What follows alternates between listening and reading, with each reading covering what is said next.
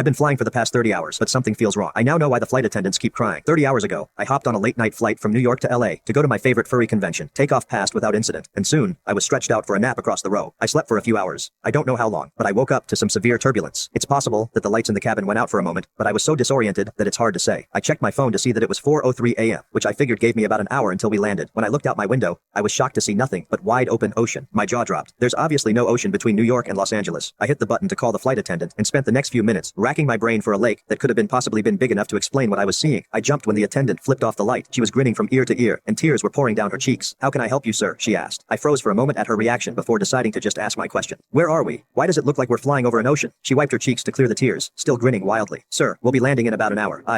Okay, thank you," I said. After she left, I checked the clock on my phone again. 4:03 a.m. blinked back at me. It hadn't changed. I had to have been waiting with my call light on for at least 5 minutes. How was it possible that it hadn't changed at all? I opened up my laptop and saw it too displayed 4:03 a.m. I pulled out my phone, started a stopwatch in the app, and spent the next 2 hours looking back and forth between the clocks, waiting for them to change. They never did. I tapped the shoulder of an older woman sitting in the row ahead of me. She looked back, an annoyed expression across her face. "Yes?" she asked. "Do you know how long until we land?" I asked. She narrowed her eyes. "That flight attendant said it would be about another hour." I shook my head in confusion. "That flight attendant? We talked almost 2 hours ago. We should have landed already." She stared at me as if I was crazy. I was going to continue trying to convince her, but I felt a hand on my shoulder. I spun to see a male flight attendant grinning down at me, tears pinging off his cheeks onto my shoulder. "Sir, I'm going to ask you to calm down, or I'll be calling the captain." I told him that wouldn't be necessary and sat back. He removed his hand and stepped it away. The flight attendants continued to stop by every few hours offering meals. My stopwatch continued to tick up and is now telling me that I've been on this plane for more than 30 hours. I've explored all of coach and tried talking to some of the other passengers, but they've all told me that they're expecting to land in an hour or so. I'd just about given up hope when a woman came down the aisle dressed in a business suit. She didn't look at me or slow down, but she dropped a piece of paper onto my tray as she made her way to the bathrooms at the back of the plane. I shot a look around before unrolling it. It said, "Are you stuck too?" I pulled out a pen and wrote, "Yes, it's been 30 hours." I folded the scrap of paper up and set it on the tray closest to the aisle. I kept my voice low. "Yeah, my name's Jack, by the way. I'd say nice to meet you, but..." She nodded. "I'm Mary. You're wrong. Getting your message was by far the best thing about the past day. I've spent the last day and a half thinking I was alone in this." She paused for a moment, looking up the aisle. When she spoke again, her voice was a whisper. "So Jack, you have any theories on what the hell's going on?" I considered lying, but decided the truth was for the best. "I think we might be dead." Mary shook her head. "Maybe if it were just me, or just you. If this was some cosmic train to hell, why would there be two of us who realize what's going on?" "No idea." Mary pulled out her phone and handed it to me. It displayed the Wikipedia article for flight MH370, the airline that disappeared in 2014. I read through the article carefully. There were dozens of theories trying to explain what happened. They ranged from hypoxia to suicide to aliens. "Doesn't tell us much," I said. "Not much other than that this may have happened before," she said. "How about you? Any theories as to why anyone else can't see what's going on?" We talked it over and realized one thing we had in common was that we were both fast asleep at 4:03 a.m. There's no way we were the only ones asleep at that time though. Maybe everyone else was just napping. I don't know about you, but I was well and truly asleep. The cabin lights flicked off and a dozen red emergency lights in the floor flicked on, casting the cabin in a red glow. The intercom crackled to life saying, "Passengers, please return to your seats. The seatbelt sign is fastened, and we may experience some turbulence. We'll be landing in about an hour." Mary froze. "Should I go back?" she asked. "Maybe they won't notice if you're gone, but maybe they already know and they're just trying to separate us." Mary nodded. "We should stay together. That's a better idea." The intercom crackled again. "Ladies and gentlemen, I am pleased to announce the arrival of the captain. We'll all be given the opportunity to speak with him. Please remain in your seats until he calls you. If you need assistance, don't worry. A flight attendant will happily help you on your way." 4 flight attendants passed through the curtain and made their way down the rows towards us. Grins stretched wide across their faces. They were still crying, but this time the tears streaking their faces were darker. It's hard to say with the lighting, but it looked like blood. My eyes weren't drawn to them though. I looked over their shoulders at the figure standing near the front of the plane. It was a black silhouette standing beside the cockpit door. It was at least 8 feet tall and pointing towards us with a single finger. It had called us. "The bathrooms!" I shouted. We ran towards the back of the plane, the flight attendants closing in behind us. Blood dripped from their grinning cheeks onto the carpet of the plane. "The captain is here," he said in a perfect customer service voice. His grin widened as he moved towards us. We made it to the bathrooms, jumping into opposite sides. I slammed the door shut and locked it, pressing my feet against the folding center part of the door to keep it closed. They began banging on the door and pulling at the handle while I fought to keep it closed. "I'm sorry, but you'll both need to speak with the captain," one of the flight attendants said. "Jack!" Mary screamed. "Jack, help!" A distinct snapping sound like breaking metal came from her bathroom. She continued to scream as the sounds of struggle migrated up towards the front of the plane, towards the black figure I'd seen. I'd like to say I jumped out and fought them, that I distracted them, or did something heroic. I didn't. She was carried away, and a few short seconds later her screaming was cut off. That was a few hours ago, and I'm still locked inside this bathroom. I keep trying not to think of what they've done with her. The thing at the front of the plane, it didn't seem human. I hope it didn't kill her, not after she was shouting for my help like that. I couldn't take that. I haven't heard any movement outside in a few hours, but I'm terrified to open the door. I'm far from the seat outlets, so my phone's almost dead, and I haven't eaten in way too long. If I go out there, will the flight attendants remember? What if that thing is still waiting for people? I don't have much time to make a decision, but I'll update you all here with what happens next.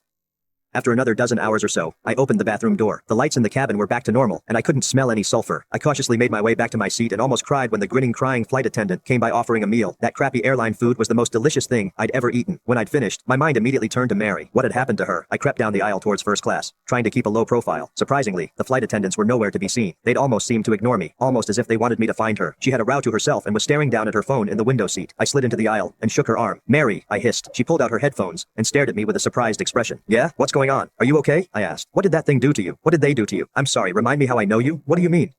I realized with sinking horror that she had no idea who I was. I fought back tears. Mary, how long have you been on this flight? She checked the watch on her wrist. Well, it's 4:03 a.m., so a few hours at least. She stared at me the same way you'd look at a person claiming they were the second coming of Christ. I finally concluded that suicide was my only option after my 128 rewatch of Thor Ragnarok. I got to my feet and limped towards the emergency exit. I knew normally the pressure inside the airplane forced the doors closed, but I figured that nothing about my situation was normal. If this didn't work, I'd find some other more painful way to go. I grabbed at the handle and swung it up. To my shock, the door opened easily, though no wind of any kind whipped around the cabin. It remained the standard, slightly too cold temperature that it had been for the past who knew how long. The open door called to me, a black portal out of the plane. I stared at it for a long moment, almost too long. An attendant's hand grabbed my shoulder, pulling me away. In a fit of anger and strength that surprised me, I wrenched away and jumped out of the plane. The wind whipping past my face was almost magical, a new sensation after so many months of the same. The ocean below me grew closer and larger, and I realized that suddenly, I didn't want to die after all. It grew larger and larger and larger, until it seemed that all I could see was darkness and waves. I impacted the surface of the water so fast and hard that my entire body jerked around in the seat. I pulled my hand back, sucking at my bruised knuckle. I'd hit it on the seat in front of me. No, I whispered, then shouted, no, no, no. A flight attendant ran down the aisle, kneeling beside me. Are you okay, sir? I clenched my hands into fists, almost swinging at her, but then I realized she wasn't grinning, she wasn't crying. To be honest, she looked a little scared of me. I reached my right hand down to my pocket, where I could feel my now unbroken phone.